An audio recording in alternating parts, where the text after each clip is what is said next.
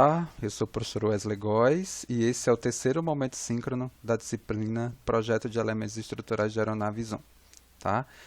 Então a gente começa esse momento aqui dando espaço para que vocês possam fazer, né, uma análise sobre o que foi proposto já na primeira semana de curso, em termos de atividade, né, o que eu falo assim, né, questionários, né, avaliação diagnóstica e o questionário proposto da semana em relação aos objetivos de aprendizagem definidos lá no mapa de atividades para a primeira semana.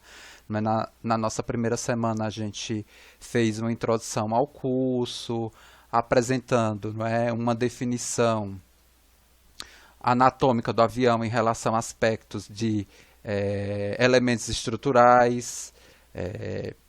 Também começamos a discussão em relação ao tópico, né, critérios de projeto e requisitos de certificação estrutural, onde a gente apresentou para vocês, né, a base de certificação que vai nortear aqui esse início da disciplina, no sentido de mostrar para vocês qual é a norma, né, qual é o conjunto de requisitos que as autoridades aeronáuticas construíram para, por exemplo, certificar um produto aeronáutico de transporte de carga e passageiro, né, regular. Né? A gente destacou alguns elementos, fizemos uma prática, teve também aquela questão lá da aprendizagem por investigação. Vamos lá, vou deixar um espaço aqui para que vocês possam, né, abrir o microfone, fazer uma lavagem de roupa. Professor, achei muito pesado, tem muita atividade, né? Segura aí, vê direitinho o que é que o senhor pensou, né? Rever aí, porque a gente não está aguentando, é muita disciplina. Vamos fazer essa análise, né, do que a gente desenvolveu na primeira semana. Alguém quer se manifestar? Não lá naquele slide, aqui mesmo no áudio. O Igor está com o microfone, o Pedro está com o microfone. Vocês querem representar a turma? Tiveram alguma dúvida, sim? Foi muito impactante a questão da avaliação diagnóstica? Assim, muitos dos assuntos vocês nunca tinham visto, aconteceu isso? Bom, falando da minha experiência, eu acho que a avaliação diagnóstica mostrou para mim alguns pontos que eu não tinha de pré-requisito para a disciplina. Uhum. Como eu não fiz MEC 2, Mecânica de Sólidos 2, eu tive que também ver mais ou menos por cima para responder algumas questões. Achei, como é uma avaliação diagnóstica, ela também foi bem extensa. Uhum. Passei boa parte do fim de semana tentando terminar. Uhum. Eu vi que os questionários daqui para frente, eles são um pouco mais curtos. Isso.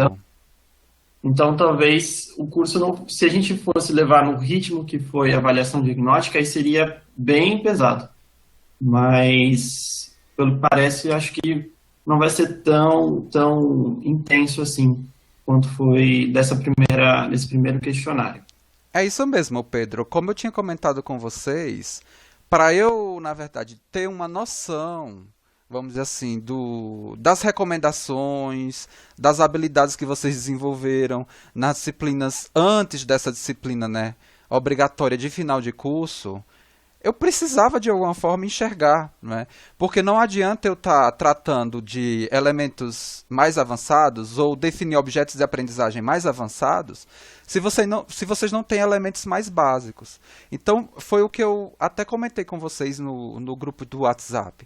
Cuidado, não se preocupem. Né? Se você nunca escutou sobre esse ponto e está, vamos dizer assim, muito preocupado, tenha calma, porque a diagnóstica é para isso, para mostrar para você e para mim mostrar, né, que eu preciso de alguma forma, quando desses momentos síncronos ou preparando o material, trazer, né, material, trazer discussão, para que você possa amadurecer esse tópico. Porque mesmo que você não tenha visto, né, o tópico ou desenvolvido essa habilidade formalmente na disciplina, não quer dizer que você não consiga agora nesse nível do curso que você não consiga estudar sozinho, né, e desenvolver aquela habilidade. É isso mesmo.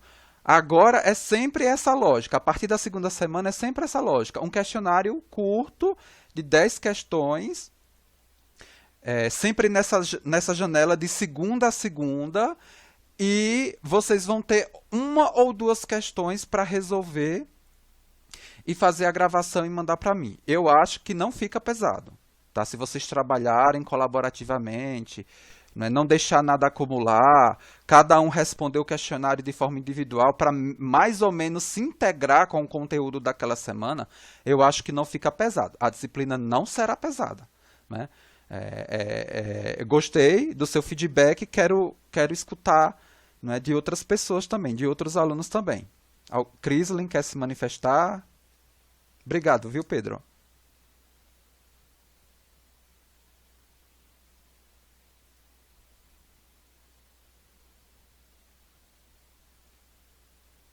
Crisley? Não quer falar?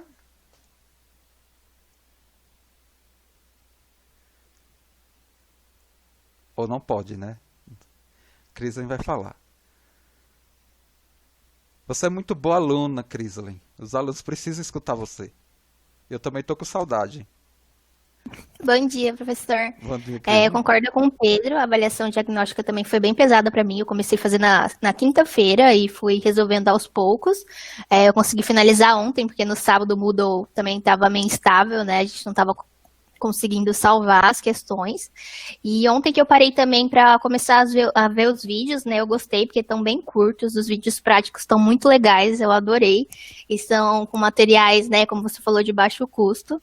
Então, assim, eu acho que daqui para frente eu vi o questionário também 7, né, Uhum. são só 10 questões, eu vi, ele é bem relacionado com o conteúdo dos vídeos, com o que a gente viu na aula. Então, assim, gostei, acho que vai ter um ritmo legal a disciplina. Isso mesmo. Obrigado também pela devolutiva, Crisley. Crisley é uma excelente aluna, tá? Eu não tenho um problema nenhum de elogiar vocês, tá? Não, não é todos os meus alunos que passam e que me marcam, eu só faço propaganda, né? É isso mesmo, porque a gente tem que valorizar o nosso bom aluno, né? Porque o nosso aluno vai sair, ele é egresso, ele sendo bom abre chance para os outros, né, que estão dentro da escola. É o que a gente está vendo, por exemplo, na Embraer, né? Cada vez mais alunos nossos tomando, né, posição de engenheiros lá, né, se firmando na empresa, abrindo esse caminho para vocês lá na própria Embraer e outras empresas lá da região de São José e está aqui também de São Paulo. A gente já tem um público bem legal. Vamos só esperar mais uns 2 minutinhos, porque antes da gente começar, né, a nossa lógica, né, de momento síncrono, eu preparei aqui um Kahoot para vocês. Eu prometo que eu não vou fazer muito isso, né, porque eu acho que vocês, os professores, todo mundo deve estar fazendo, né? A gente aprendeu isso lá no curso de formação, né, de professores que a gente desenvolveu. Não vou fazer muito. Estou fazendo esse daqui, né, como a aula 8 horas da manhã, segunda semana de curso, para meio que, né, despertar vocês e aí a gente começar com a lógica, né, do momento síncrono. Né? A gente já tem 16 alunos. Alguém já brincou com essa ferramenta de Kahoot? Algum professor já fez alguma dinâmica nas disciplinas do quadrimestre suplementar? Na faculdade eu nunca usei, professor, já usei em outros cursos, mas no QS eu não usei com nenhum professor ainda. Tudo bem, pelo menos não vai ser uma situação ó, em propulsão, né? Já teve um professor que já usou propulsão 2, foi o quê? Foi quem? Foi o Loreto que está dando propulsão 2? Isolda, Então, é isso mesmo. Mas assim, né, eu já estava nessa expectativa, né? Possivelmente um monte de professor já usou, os alunos já estão de saco cheio, então não... É só para aquecer, né? Prometo que no meu curso até o final não vai se fundamentar, não. Eu estou pensando em usar, né, aos pouquinhos essas ferramentas que a gente aprendeu. Uma, outra, são várias estratégias, tentando diluir essas estratégias para não ficar também uma coisa muito maçante e vocês fazendo a mesma coisa várias vezes em várias disciplinas, né? Que é bem chato. Vamos lá. Eu acho que não. Mas quem for chegando aí, vocês vão dando o caminho das pedras, tá? Eu vou compartilhar aqui minha tela. Vou iniciar o jogo, na verdade. Deixa eu ocultar aqui. Vocês estão vendo a tela do meu computador?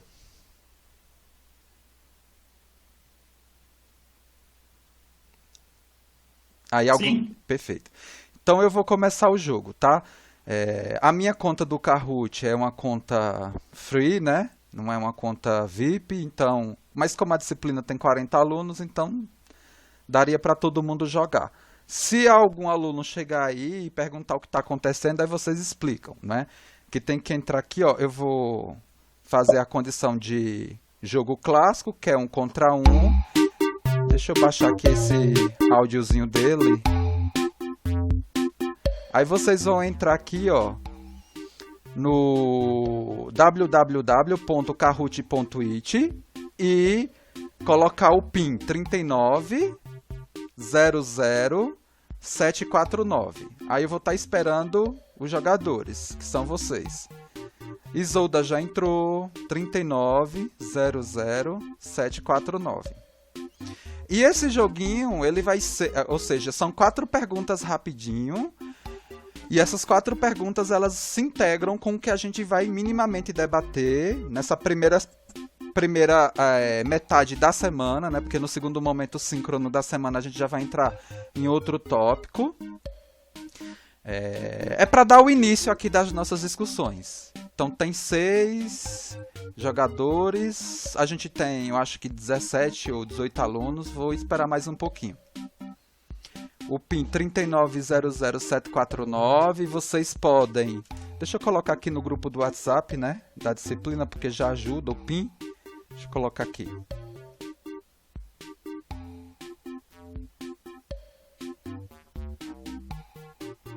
Aí quem não tiver no momento não vai entender o que é, né, mas tudo bem.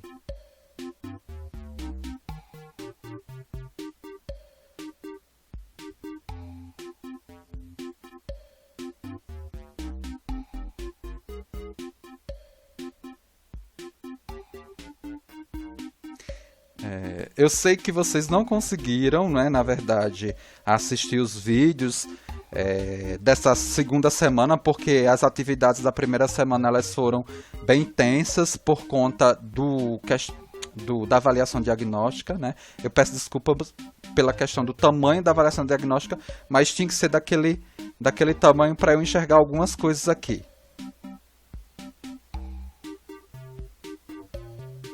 Tem 11... deixa eu voltar aqui, ver. Tem 17. Já comecei sim, Rafael. Já tá gravando sim. Vou esperar mais um pouco para vocês entrarem, porque dá tempo hoje. Tô dando uma olhada aqui. A gente tá fazendo uma atividade de Kahoot. O PIN é 3900749. Tem que entrar nesse endereço aqui que eu vou disponibilizar para vocês no chat aqui do Conferência Web, tá? Tem 12 e a gente tem 15. Quando entrarem os 15, a gente começa. Ou se alguém não quiser jogar, não tem problema nenhum. Fala que eu começo o joguinho.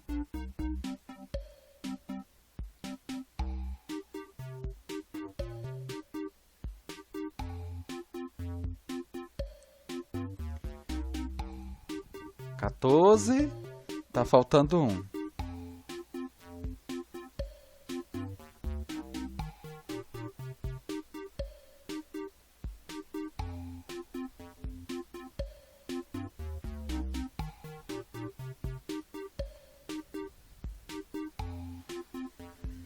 Vamos lá. Posso começar? Ou alguém... Perfeito. Então vamos lá, Crislin. Vou começar. Então, momento síncrono 3, um joguinho, um game pra gente se animar. Então, é um quiz de 4 perguntas. A primeira pergunta: qual filosofia de Projeta Fadiga você aplicaria para projetar uma longarina de asa? Você escolheria a vida segura, a falha segura, a tolerância a dano ou a vida infinita? Qual filosofia de Projeta Fadiga você aplicaria para projetar uma longarina de asa? A certa é a tolerância a dano. A gente vai discutir isso um pouquinho, né, nesse momento síncrono. A gente tem essas filosofias todas definidas na base de certificação, tanto a vida segura como a falha segura, quanto a tolerância a dano. A vida infinita também ela está definida, não é? Cada uma, né, é evolução, né, da anterior, né? A gente vai discutir isso também. Tem um artigo meu de divulgação científica que meio que tangencia a definição de cada uma dessas filosofias, e a gente vai ver, né, da importância de entender, por exemplo, a definição de cada uma delas e enxergar que cada uma delas é possível de se aplicar no projeto estrutural aeronáutico, né? Mas no caso desse tipo de estrutura, a tolerância a dano é a mais indicada, e a gente vai ver, né, o porquê. Teve gente aí que não conseguiu responder. Eu não sei se vocês... desculpa porque eu acabei não explicando a lógica desse Kahoot, né? O Kahoot é uma ferramenta, né, para gamificação, né, das aulas remotas, ou sistema híbrido, ou presencial. Vocês vão ter 20 segundos para responder. Vocês têm que ver, na verdade, a questão aqui que está sendo transmitida, né, que eu estou lendo, e escolher, não é, entre triângulo, bolinha, losango e quadradinho em relação a cada um dos elementos que eu estou falando aqui. Na verdade, vocês têm que ver a tela e responder, porque eu acho que para vocês aparece só triângulozinho, bolinha, losango e o quadradinho, tá? E aí vocês têm que, ou faz pelo celular, ou faz em 2 janelas no computador, tá? Vou passar para a próxima, vamos lá. Então, quem é que tá? Ó, medalha de ouro, Débora, Pedro, medalha de prata, e a Crislen, né, medalha de bronze, Isolda em 4º lugar. Vamos lá para a próxima questão. Qual filosofia de Projeta Fadiga você escolheria para projetar o trem de pouso? Vida segura, falha segura, tolerância a dano, vida infinita?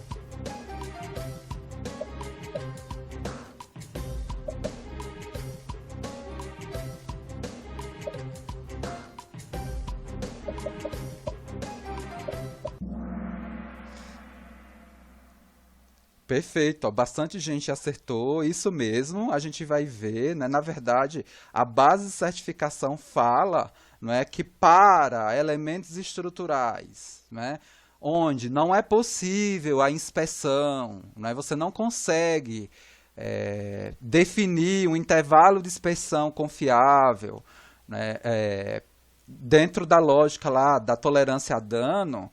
Aí a base de certificação fala que é mandatório a vida segura. E a gente vai debater, não é, a definição dessa filosofia, mas legal, né? Bastante gente aqui, não é, acertou. Parabéns. Se bem que vida infinita, que teve 2 pessoas que marcou, né? Eu poderia considerar, não é, vamos dizer assim, vida infinita e vida segura a mesma coisa, não é? Vocês que marcaram aqui, né, o verdinho, pode-se considerar que vocês acertaram também, tá? Porque é basicamente a mesma coisa. Perfeito. Temos aí, né, medalha de ouro a Débora, Pedro Anjos, medalha de prata, e a Isolda, medalha de bronze. Vamos para a próxima.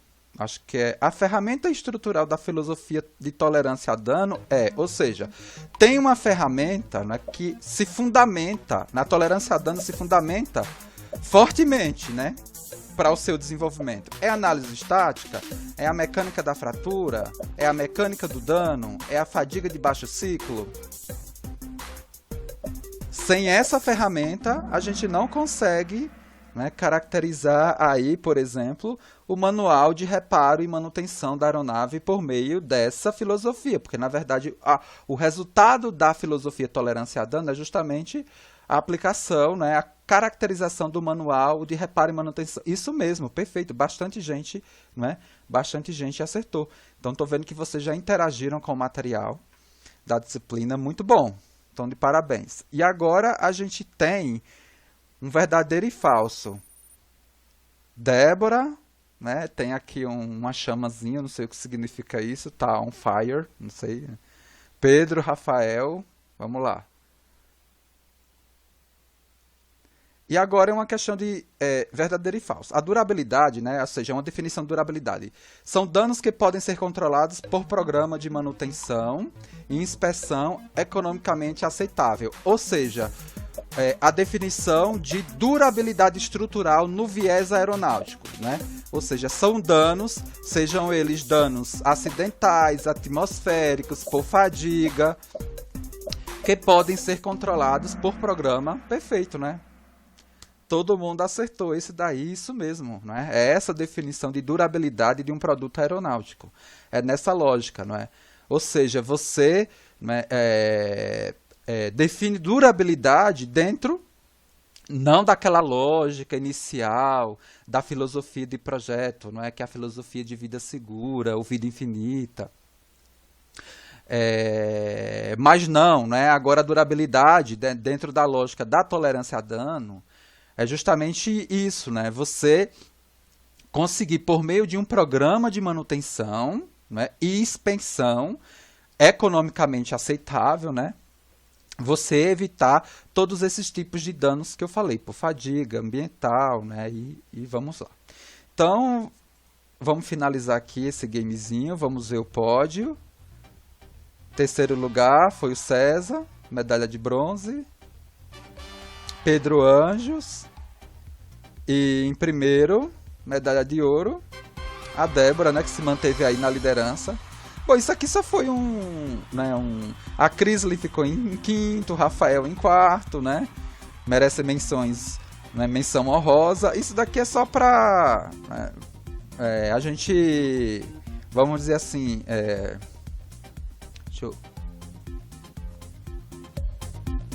a gente iniciar as discussões, né, desse terceiro momento síncrono. Deixa eu voltar aqui. Você tentou colocar a opção e deu errado, Lu? Ah! Não, mas você conseguiu jogar, Lucas. Conseguiu jogar? E aí foi nervoso, né? Já ficou nervoso, né? Com a questão do joguinho, né? É danado essa coisa de jogo, né? Deixa a gente tudo tenso. Não, é tudo bem. Qualquer coisa lá no final do curso a gente faz um outro desse. Vocês mais maduros e a gente faz um Kahoot maior, né? E aí eu tento aprender essa questão de grupo contra grupo e vocês trabalham, eu posso fazer a questão do grupo. Mas agora a gente vai lá para aquela tradicional planilha colaborativa. Já tem uma pessoa aqui já colaborando, que é o Pedro. E vamos começar o nosso momento síncrono aqui, discutindo e colocando aqui respostas para essas perguntas que a gente vai, né, de alguma forma destacando e que também de alguma forma orientam vocês nessa segunda semana de curso, né, nessa primeira metade da segunda semana de curso, momento síncrono 3. Então, o que eu estou colocando aqui? Quais as filosofias de projeto à fadiga que a base de certificação apresenta? Qual filosofia que você escolheria para projetar a maioria dos elementos estruturais principais e por quê? Bom, no Kahoot a gente já colocou lá uma pergunta. Na verdade, mais de uma pergunta, né, relacionado a, por exemplo, a escolher uma filosofia de projeto à fadiga para se projetar, né, específicas partes estruturais do avião. Mas o que é que a base de certificação, né, deixa eu pegar aqui a base de certificação, enquanto alguém responde aqui, só para destacar a base de certificação. O que é que a base de certificação no parágrafo, deixa eu colocar aqui, FA 25. FA 25. O que é que a base de certificação lá, no parágrafo, né? No parágrafo relacionado à fadiga, o que é que ele me define, não é, como filosofias possíveis, não é, de projeto à fadiga. Aí eu deixo destacado lá para a gente não perder. Avião. Vamos ver aqui. Vou pegar o parte 25. Lá o parágrafo subparte C. E eu vou pegar lá a, né, análise de fadiga. Fadiga e tolerância a dano. Então aqui, ó. Aqui é que vocês têm que se... deixa eu colocar aqui. É aqui, não é, de alguma forma, que vocês têm que avaliar essas filosofias, né? Mas quando a gente, na verdade, fala sobre essas filosofias, né, vou deixar aí um tempinho para que vocês possam responder, e aí eu vou comentando aqui, tipo como se fosse um podcast, né? Quando a gente fala dessas filosofias de projeto à fadiga, fadiga é um mecanismo de falha, né? Na verdade, né, fadiga é falha por acúmulo de dano por carga cíclica, né? Eu acho que vocês tiveram... quem fez técnicas de análise estrutural e projeto comigo, eu comento, né, bem por cima, tangencio, né, sobre esse conceito, destaco que a gente vai trabalhar ele fortemente, né, na disciplina de Projeto de Elementos Estruturais de Aeronaves 2, mas como eu não sei se algum de... né, como não é uma disciplina obrigatória, eu de alguma forma já falo isso no tópico de critérios de projeto e requisitos de certificação, porque é assim, né, é impossível uma pessoa sair, né, engenheiro aeroespacial e não ter escutado sobre essas filosofias de projeto à fadiga e nem saber definir, né, fadiga, né? Processo que conduz à falha do material pela aplicação de carga cíclica, né? E é dano acumulativo, né? Quando você tem carga cíclica, você tem dano lá. Então, mas é falha, né? É o que a gente caracteriza como falha. Mas, destacando essa questão da falha em si, não é a falha somente por fadiga, né? Porque a própria disciplina em si, a nossa aqui, né? Ela, como comentado na primeira semana de curso, ela vai me dar condições de eu estar inserido num processo de certificação estática, mas agora a gente está falando de certificação à fadiga. Tá? E os dois são obrigatórios, são mandatórios pela base de certificação, a gente já destacou isso bastante. E a gente até vai falar, né, vai entender o porquê que a gente precisa fazer análise estática antes da análise de fadiga. Poderia até ser uma outra questão aqui, né, que eu vou colocar aqui, sei lá, só para aproveitar essa boa questão que eu pensei agora, né? Porque a análise, né? Porque a análise estática antes de fadiga.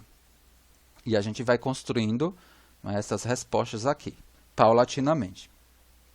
Quando a gente pensa em falha, e fadiga é uma forma... A gente caracteriza, por exemplo, muito, né, os modos básicos de falha estrutural. Isso eu acho que vocês podem recuperar lá em técnicas de análise estrutural e projeto. Quando vocês viram lá os critérios de falha, vocês têm, não é, as falhas por deformação que são independentes do tempo, não é, e as dependentes do tempo. Né? Independente do tempo, elástica e plástica, e dependente do tempo, fluência, né, que é a deformação plástica do material, quando submetido continuamente a uma tensão ao longo do tempo em temperaturas elevadas. Vocês têm esse fluxograma clássico, né, desses tipos de falha. E no caso associado à fratura, você tem o carregamento estático e o carregamento, né, cíclico, né, que é o que a gente está comentando agora, associado agora à questão da fadiga. Né, fratura, né, relacionada a carregamento estático, que é o que a disciplina que nos vai enxergar, não é? Ou seja, fratura frágil, dúctil, né, a questão da fratura por corrosão, que é ambiental, né, a fratura por fluência, né, que é o que a gente definiu lá no viés de quando a gente caracteriza, né, a falha por deformação.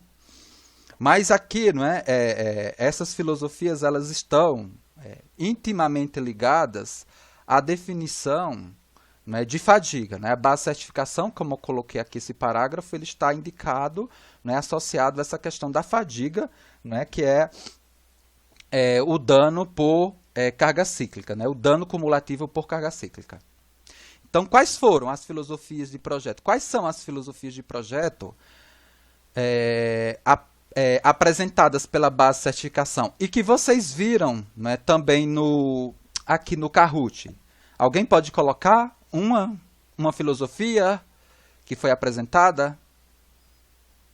Ou pode dar uma pesquisada rapidinho aqui nesse parágrafo que eu coloquei e dar uma contribuída aí nesse material. A gente tem o que? A base de certificação,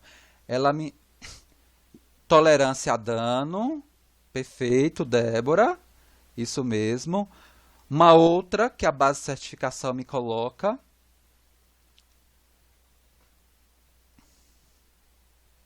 Falha segura, veja, todas essas filosofias, elas estão definidas, né? Cabe a você, engenheiro, ou grupo de engenheiros, escolher, né, a melhor filosofia que se aplica para o projeto de um dado elemento estrutural. Tem mais gente entrando, querendo colaborar. Então, a Débora já colocou tolerância a dano, falha segura e vida segura. Perfeito, né? Essas filosofias são as filosofias de projeto à fadiga que a base de certificação ela define. E qual filosofia você escolheria para projetar a maior parte dos elementos estruturais, né? E por quê?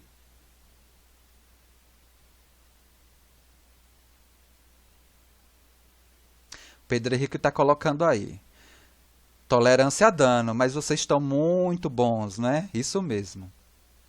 A própria base de certificação, ela me fala, né? Desde que seja praticável, né?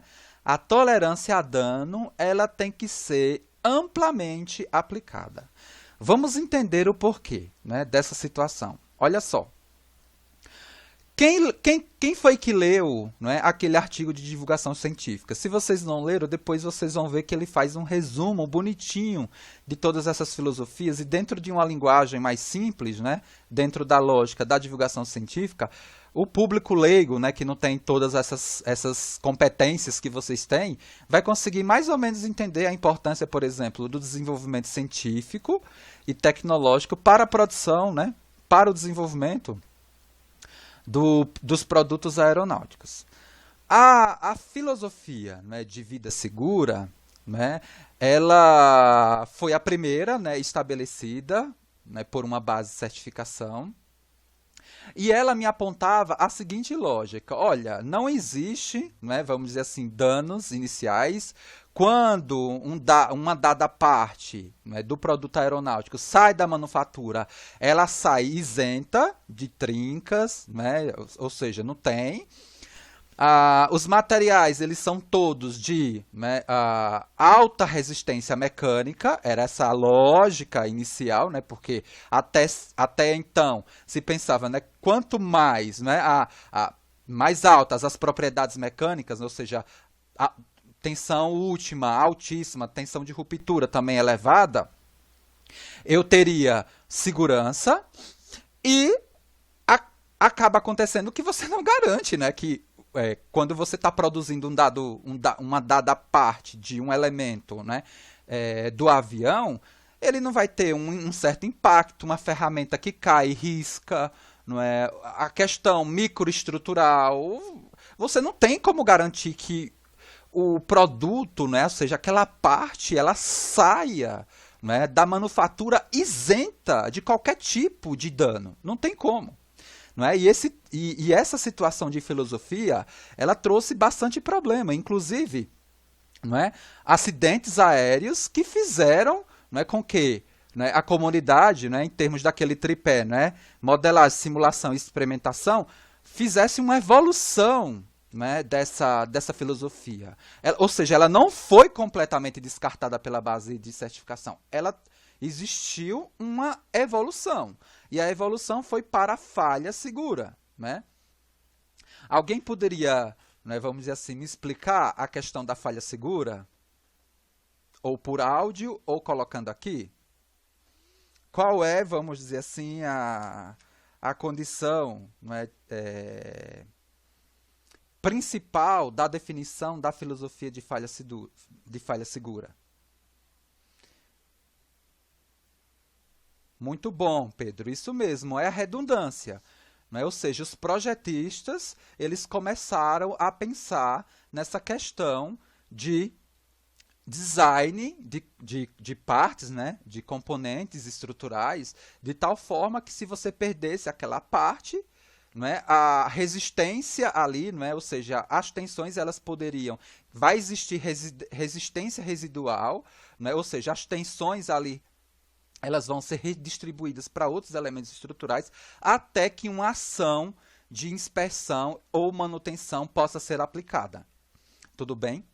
Mas qual é o problema também dessa filosofia?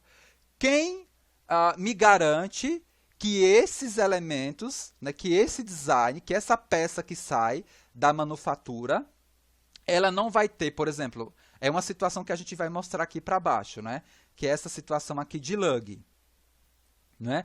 Como você classificaria essa estrutura? Né? Como você classificaria essa estrutura de lug? Ou seja, um projetista, né, de estrutura aeronáutica, né, caracterizou esse elemento de ligação, né, na lógica de uma dada filosofia, né, que a gente está discutindo, e você observando essa figura, ela se enquadra mais na vida segura, na tolerância a dano, né, na falha segura.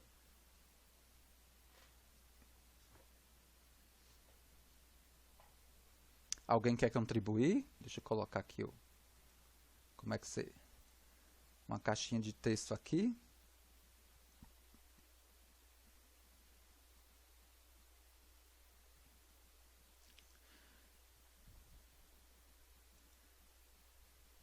Tem gente aqui, já tem gente contribuindo. Falha segura, tá? Então, mas só voltando lá naquele elemento da segunda. Claro, né? É uma estrutura redundante, mas o que é que a gente quer esclarecer aqui? Por que que saiu, por que que evoluiu de vida segura para falha segura e de falha segura para tolerância a dano? Veja, é evolução. A base de certificação ela não elimina as anteriores em detrimento à tolerância a dano. É o seguinte, né? Claro, a gente fabrica isso daqui. Né? Se esses três elementos aqui da lug eles saem perfeitos, não tem dano, né? A peça né, assim, saiu perfeição. Aí sim funciona a lógica da falha segura. Né? Por quê? Esse elemento vai falhar, ou seja, já foi feito previamente um cálculo. Se esse falhar, quanto vem para esse, resiste e transmite? Sim. Se esse falhar, quanto vem para esse? Né? Todas as possibilidades, né? Ok. Né? Se esse falhar, quanto vem para esse? Né? Tudo bem, né? Foi tudo calculado bonitinho, então é falha segura. Mas a gente não garante, a gente não tem, né, a garantia que vai existir dano aqui, aqui e aqui, simultaneamente. E ao invés de uma falhar, as três falharem. Ao mesmo tempo. Na lógica até do que vocês vão ler e amadurecer nessa semana sobre multi-site damage, né? Que é a questão... Não é porque o parágrafo ele é bem pequeno. Na própria orientação do curso, a gente vai pedir para vocês olharem, né, aquelas circulares. Né, as circulares que, na verdade, facilitam o entendimento da base de certificação. Né, elas vão me dar mais elementos ali para eu poder entender e interpretar melhor o que o parágrafo da base de certificação me fala. Então, aparentemente não, é isso daqui.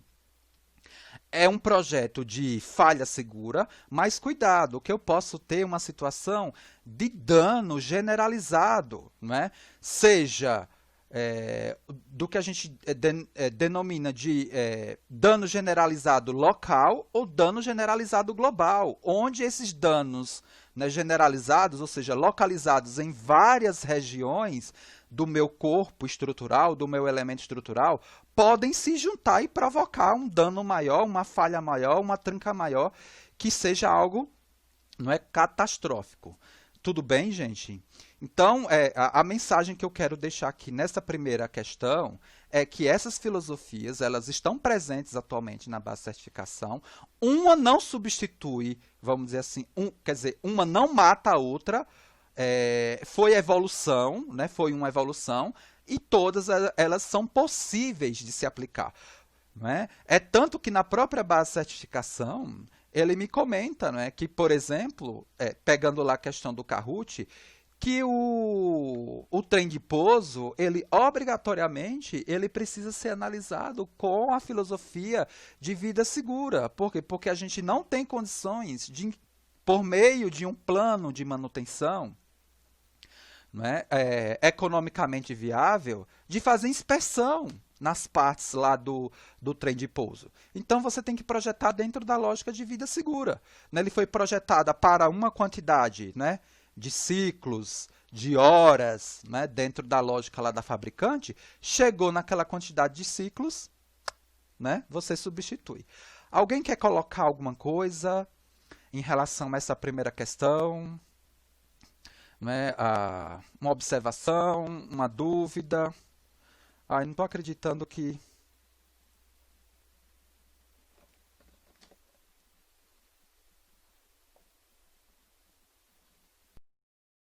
Então, a gente continua, né, o vídeo aqui, justamente, vocês vão notar que foi editado, né, esse vídeo do momento síncrono, a partir do minuto 41, aproximadamente, porque quem participou do momento síncrono hoje de manhã percebeu que teve um problema no meu computador, e a partir daquele momento, eu não sei por que o áudio ele não foi capturado na gravação. Então, até aquele momento, a gente já tinha feito uma discussão em relação a essa primeira questão aqui, essa primeira pergunta. Então, as respostas aqui, todas elas foram construídas, basicamente, pelos alunos, né, que participaram do momento síncrono. A primeira pergunta, né, quais são as filosofias de projeto fadiga que a base de certificação apresenta? Então, os alunos aqui responderam, né, tolerância a dano, falha segura e vida segura. A segunda pergunta, né, qual a filosofia que você escolheria para projetar a maioria dos elementos estruturais principais e por quê? Então também responderam que seria tolerância a dano, dentro daquela lógica que a própria base de certificação me fala, né, que né, apenas na condição que não for praticável, a tolerância a dano tem que ser aplicada. Né? Então, um aluno colocou aqui, bom, desde que seja possível fazer uma inspeção, né, eu posso, né, ou seja, desde que a estrutura, não é, possa ser analisada por meio da mecânica da fratura, no sentido de você estabelecer um intervalo de dispersão a partir da curva de propagação de trinca lá do elemento estrutural e definir realmente uma ação de inspeção, né, que vai apontar para um reparo, uma substituição, eu posso realmente aplicar a tolerância a dano.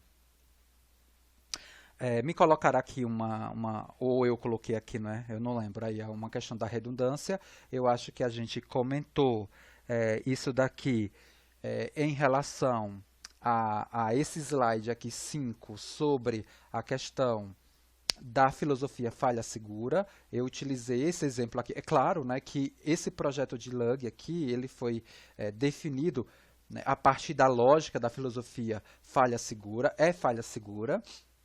mesmo, mas o elemento que eu destaquei aqui, né, que é esse endereço, que a gente vai buscar ele já já, que eu acho que eu reforço aqui, é isso?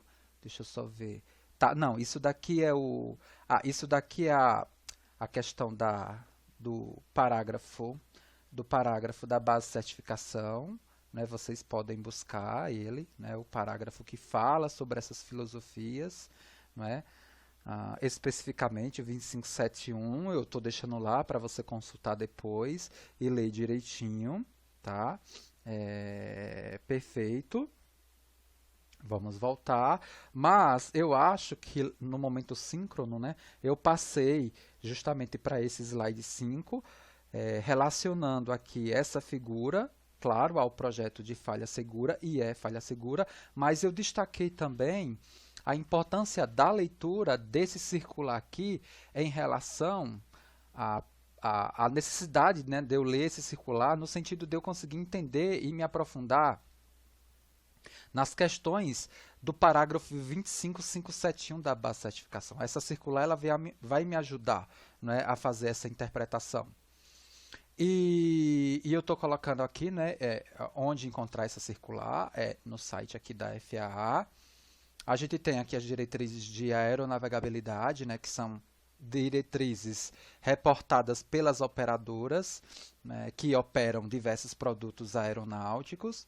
Ou seja, deu um problema, não é, sei lá, em tal parte do avião, que não estava lá, né, vamos dizer assim, no manual do produto em si.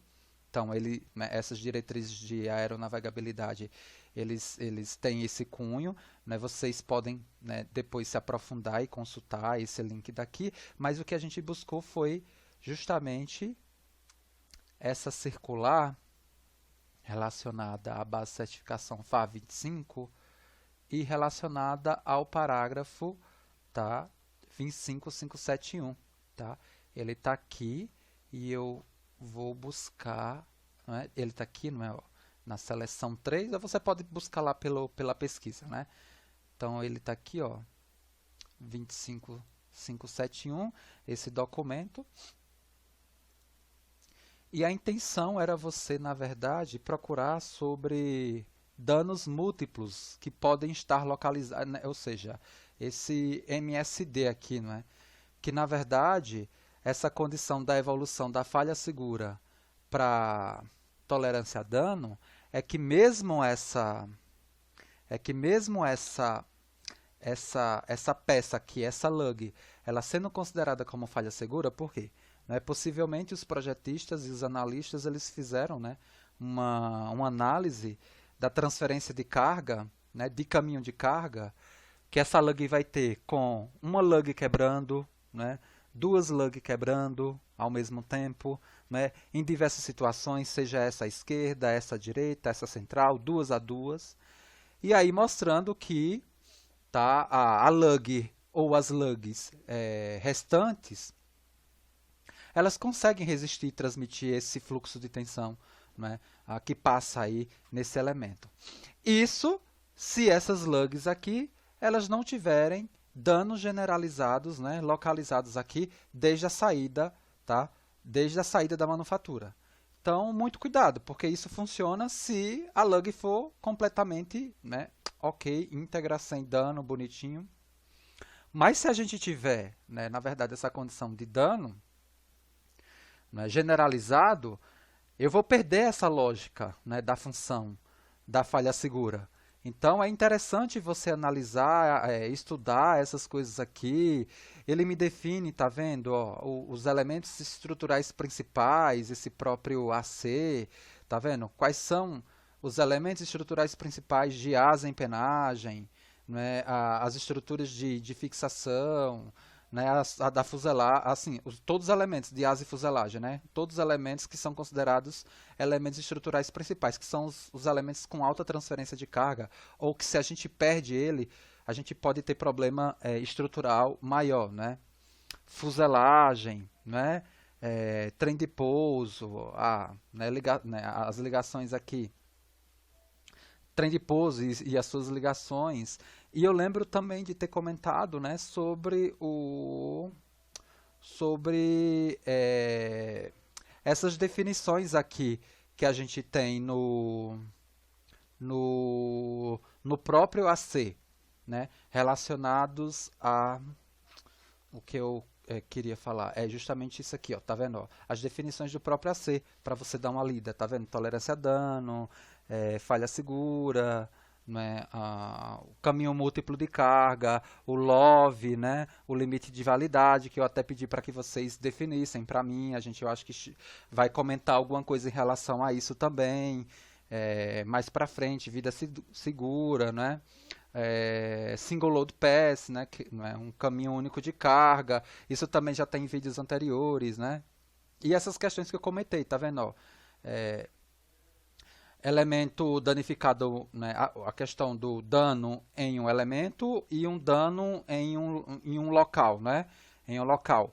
É interessante também avaliar esse comportamento. É também interessante avaliar esse comportamento aqui em relação, não é, a essas questões possíveis de você falhar, não é, ter falha localizada, né, ou espalhada, né, distribuída no seu elemento estrutural. Então vamos voltar lá. Então aqui a gente volta para a pergunta 2, não é, ou uma pergunta 1A que eu estou definindo aqui, não é, a questão. Já que a gente está comentando bastante sobre análise de fadiga, por que não passar direto para análise de fadiga? Por que a gente tem que fazer obrigatoriamente análise estática? Então, alguns alunos também responderam, né? A questão da análise estática é importante porque você consegue enxergar quais são os locais, né, da sua estrutura que justamente tem baixa margem estática, ou seja, quais são os locais onde vai existir grande transferência de carga. Depois a gente voltou à discussão lá ainda do vídeo 2, né? Por quê? Porque até então a gente não construiu, vamos dizer assim, uma resposta fundamentada em relação aos questionamentos que foram colocados no vídeo 2 do curso, que é aquele experimento da bexiga, né, com o reforço circunferencial e o reforço longitudinal. E após o segundo momento síncrono, quando a gente fez exercício sobre, não é, o tubo de parede, tubo pressurizado de parede fina, a gente conseguiu apresentar, né, o modelo de estimativa de tensão, tanto radial, né, circunferencial quanto longitudinal, e aí sim a gente chegou, vamos dizer assim, numa construção coletiva de resposta mais fundamental, né? Mais fundamentada em relação ao que a gente esperava lá. Então, eu não lembro quem foi que comentou aqui, eu acho que foi a Isolda, eu não sei, ou foi a Débora, eu não lembro, que me trouxe esse outro elemento, né? Ela falha primeiro na direção circunferencial de reforço, porque a tensão circunferencial ela é o dobro. Sim, mas isso não explica por si só, né? Porque tem a questão do que outro aluno colocou por observação nos vídeos, que foi a trinca, né? Que a trinca é sempre perpendicular à direção de maior tensão. Então, nesse sentido, né, com esses dois elementos, né, a trinca perpendicular, por conta da direção, né, da tensão circunferencial, né, na direção circunferencial, a gente meio que caracterizou e definiu aí as respostas para essa segunda pergunta aí. Então, como eu coloquei aqui, não é? Ou colocar, eu não lembro, né? Essa trinca está associada a maior tensão, então se eu colocar um reforço na direção axial, eu estou colocando um reforço que resiste à maior tensão, né? Na verdade, assim, não é isso, né? Você está colocando o reforço, eu até vou mudar isso daqui, na verdade, essa trinca está associada a maior tensão, né? Na verdade, essa trinca está associada à direção, né? Na verdade, deixa eu completar aqui, a direção, né, perpendicular à maior tensão. Então, se eu colocar o reforço na direção axial, na verdade, eu estou colocando o reforço na direção que não está propagando a trinca. Estou colocando o reforço na direção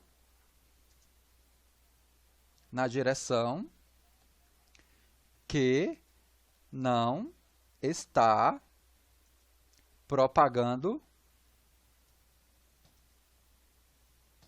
E aí, por isso, né, que você tem, na verdade, uma explosão mais rápida do balão quando o reforço está na direção circunferencial do que na direção longitudinal. Porque quando você coloca na direção longitudinal, é justamente a direção onde existe a propagação da trinca, tá? Porque ela é perpendicular à tensão, à maior tensão, que é a tensão circunferencial. E aí realmente demora né, um pouquinho mais, né, para explodir o balão. Em relação à terceira pergunta, né, foi a foi uma pergunta, né, ligada às entrevistas dos engenheiros Taina e Crícia. Então, o Vitor, né, e o Pedro colaboraram aqui, né, com essas duas perguntas que eu vou levar para eles dois. E eu lembro também do Pedro ter colocado para mim, não é? Né, essa mesma pergunta. Né? Eu lembro também de ter comentado que eu iria responder a posteriori, mas eu trouxe aqui, né, trouxe no momento síncrono, uma condição de que se eu não tivesse, por exemplo, né, tido a experiência profissional na Embraer, seria muito complicado eu trazer, vamos dizer assim, esses elementos, essas especificidades de projeto, de norma, porque isso a gente, né, não vê, não vê no dia a dia, não é? É tanto que quando eu formatei essa disciplina, com esse conteúdo, no sentido de mostrar para vocês essas coisas, né? Porque se você pega nos livros mais clássicos, ele vai tangenciar sobre o normativo, né? Ele vai tangenciar, né, sobre essa questão, né, de filosofias de projeto, né, a base de certificação, essas coisas. Né? É claro que as filosofias de projeto elas fazem parte, obrigatoriamente, da disciplina de projeto de elementos estruturais de aeronaves 2, onde a gente vai detalhar um pouco mais. Mas a gente não tem, vamos dizer assim,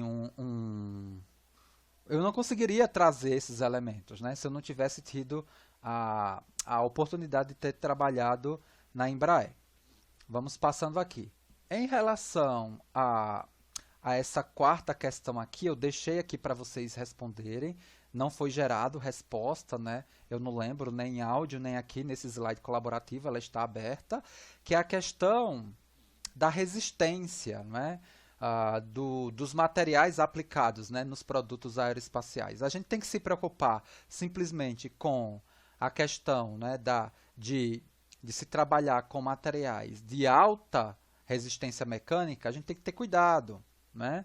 Porque a gente tem que considerar a questão da resistência à falha como um todo, né? Ou seja, esse material já tem um dano, né? Qual é a situação dele em relação a tenacidade à fratura, né, que é uma outra propriedade. A gente fez até a discussão aqui de um caso clássico de falha dos navios Liberty, né? Foram construídos, né, com material dúctil e dentro dessa lógica de se aplicar um material com alta resistência mecânica, só que quando ele, né, estava presente, né, lá numa região bem fria, a tenacidade, a fratura desse material baixou muito e ele se comportou, né, saiu de uma condição de material, né, dúctil e passou para comportamento completamente não, comportamento frágil, né, que ele, né, rompeu de cima a baixo, de baixo a cima, de cima a baixo, sei lá, instantaneamente, né? Foi uma falha, né? A estrutura ali se comportou, né, de maneira bem frágil. A questão, né, da modelagem de carga, né, de casos de carregamento, a gente, no próximo momento síncrono, a gente vai, na verdade, trabalhar com essa questão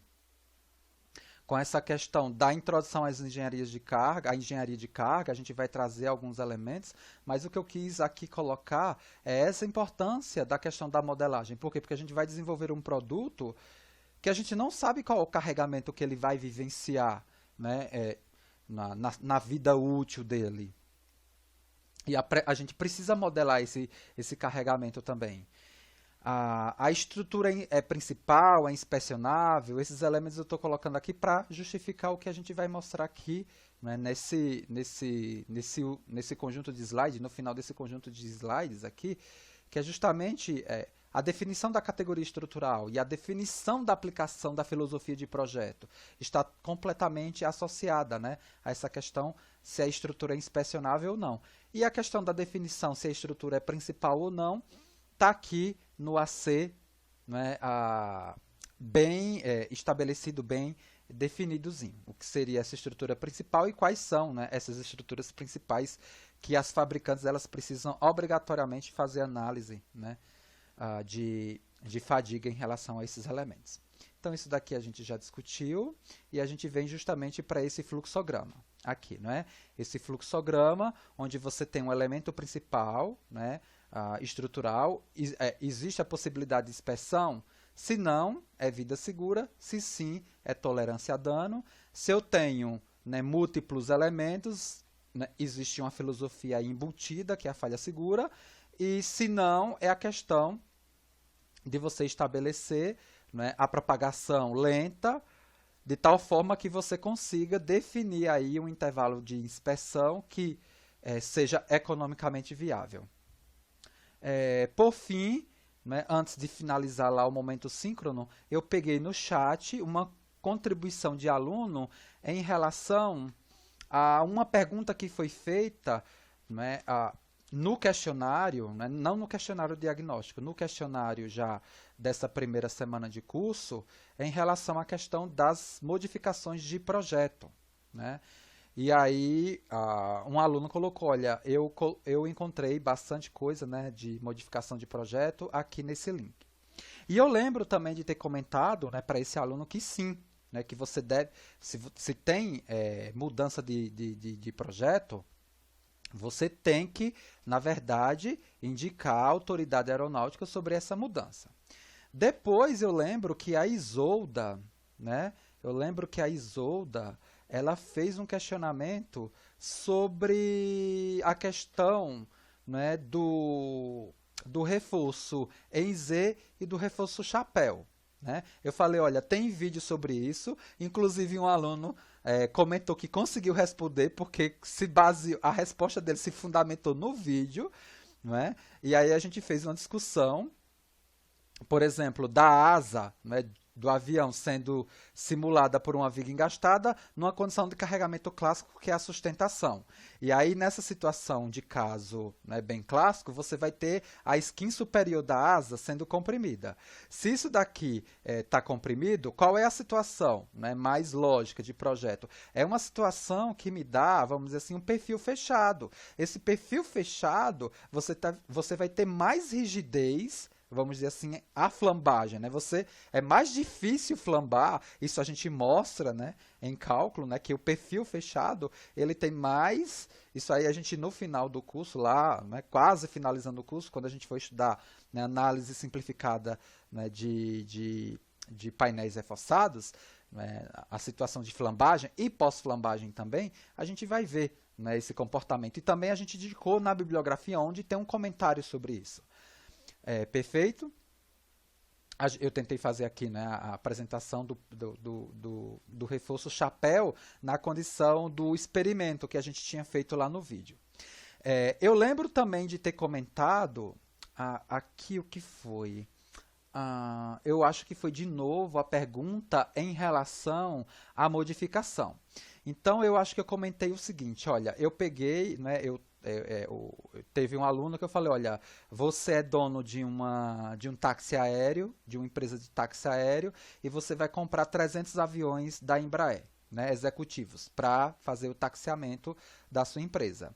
E aí eu falei, né, que o manual de reparo e manutenção, que é fundamentado, né, pela tolerância a dano e pela mecânica da fratura, né, ele vai ser construído não na ótica só da fabricante, ele é construído na ótica da fabricante e de quem vai operar, porque imagina, quem compra 300 aviões não vai querer que o avião, né, fique parando toda hora para manutenção. E aí eu fiz aqui uma lógica aqui, né, da seguinte forma. Vamos supor que o avião, né, ele foi projetado para 50 mil ciclos, tá? Que é o limite de validade aqui do avião, que essa definição está lá naquele AC que a gente acabou de apresentar.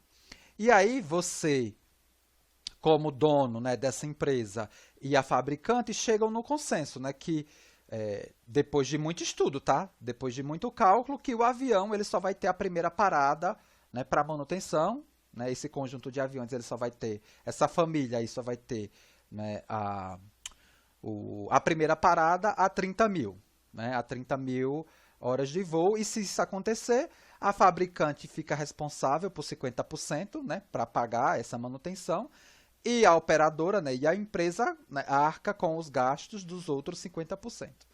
Mas o que eu comentei também, eu lembro, que um dado produto, né, ele começa a ser vendido antes de terminar, por exemplo, o ensaio em escala real de fadiga.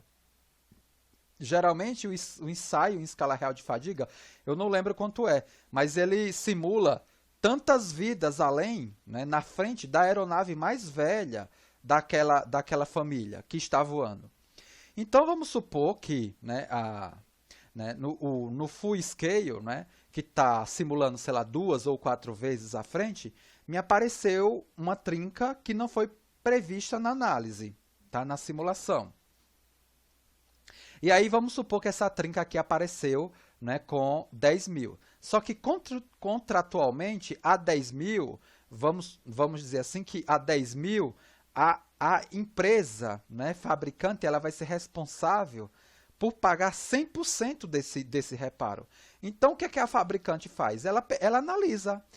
Essa falha aqui é no elemento estrutural principal? Sim. Se sim, aí ela vai ter que fazer, né, vai ter que reportar bonitinho e vai ter que arcar com isso. Se não, ela nem avisa, né, a empresa. Ela só vai avisar, sei lá, depois de 40 mil, né, que aí ela paga menos. Isso tem uma questão econômica também. Eu lembrei desse comentário aqui nessa etapa do caderno. E a gente terminou, na verdade, esse momento síncrono com um questionamento sobre uma pergunta da avaliação diagnóstica em relação a uma questão de flexão lá, que tinha 3 situações de carga e 2 situações de seção. E eu comentei, olha, cuidado que essas questões, algumas delas foram tiradas de banca de concurso. Essas questões elas não foram feitas para você responder em 1, 2 horas, são questões para você responder de forma rápida. Então, eu pedi que você analisasse, você conseguiria matar essa questão analisando a seção transversal, né? Primeiro, analisando a expressão de tensão na flexão, não é? Essa tensão na flexão aqui, seguindo uma lógica de sistema de coordenada que a gente dá, tá? O sinal dela ela faz sentido, né, a um sistema de coordenada que você estabelece, bonitinho, e a situação vamos dizer assim, a situação ótima lá de projeto é a situação que me dá, né, vamos dizer assim, né, maior inércia, né, porque aí eu tenho menor tensão. E aí você teria que ver a situação de momento lá, aí eu não lembro da questão, que aí você pega a condição ótima. Tem que fazer umas continhas, né, são continhas básicas, possivelmente é continha de equilíbrio para calcular momento fletor e calcular inércia. Então, gente, foi basicamente isso, tá?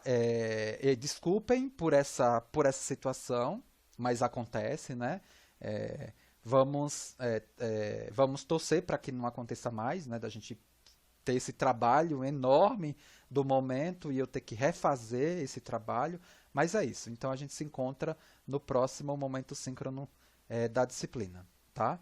E caso eu tenha esquecido de alguma coisa, os alunos eles podem aí fortalecer lá no grupo do WhatsApp, tá? Se caso eu tenha esquecido de algum ponto que a gente tenha debatido, né, hoje de manhã. Tudo bem? Até o próximo vídeo.